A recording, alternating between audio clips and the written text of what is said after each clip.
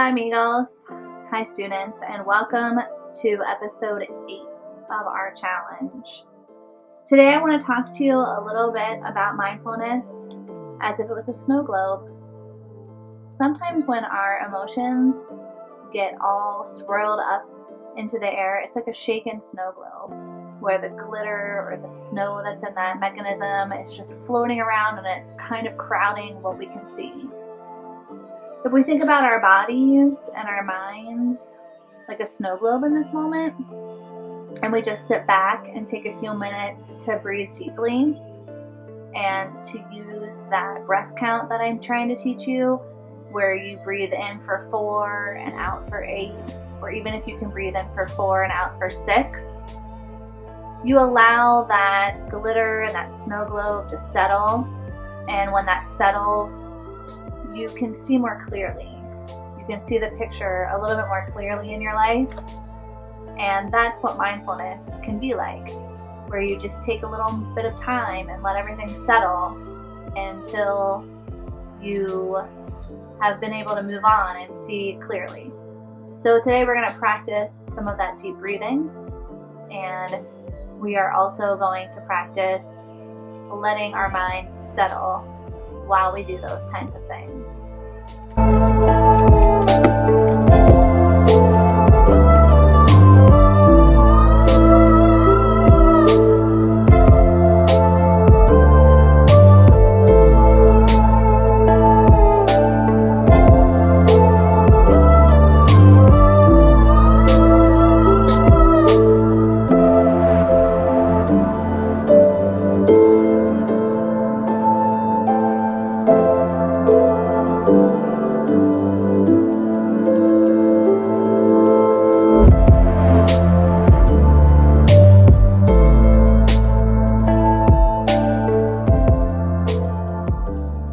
So for today's creative challenge, we're going to start celebrating National Poetry Month.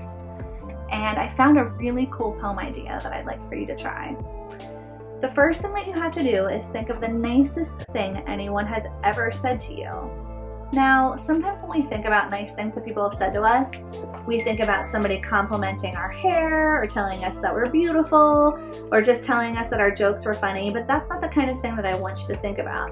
I want you to look inside of you and really find something that was meaningful to you, something that somebody has said to you that was nice about your character or about your spirit, something about you that is meaningful that you'll carry with you for a very long time.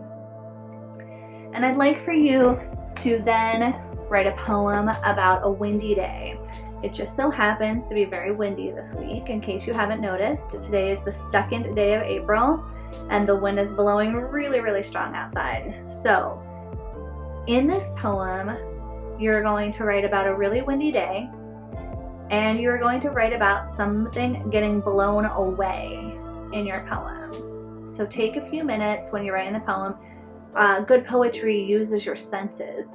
It brings to light something that we can see, something that we can hear, smell, touch, taste. Okay, so you want to make sure that you're using those kinds of senses when you write about the windy day. And then you want to write about something getting blown away in this windy day. However you want to approach that. When you have finished writing about those two things, end the poem with that nice thing that somebody has said to you. Make that your last line to tie up your poem.